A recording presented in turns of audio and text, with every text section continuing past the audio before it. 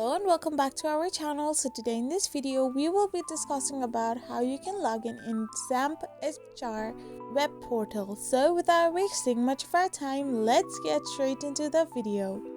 So first of all, to get logged in your Zamp HR account, all you need to do is open a web browser of your preference and type in the URL www.zamphr.com.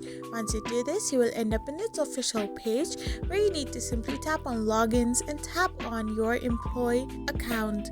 So once you open any of the portal of your employee account, you will be redirected to this kind of interface where all you need to do now is simply type in the username of your account and type in the password of your account as well and hit the login button.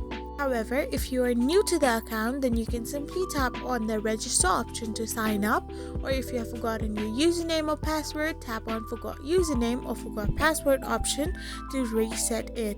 So this is how you get logged into your Zamp HR account. I hope you found this video helpful, so don't forget to hit that subscribe button and do give us a thumbs up. We will be back again with these informative videos.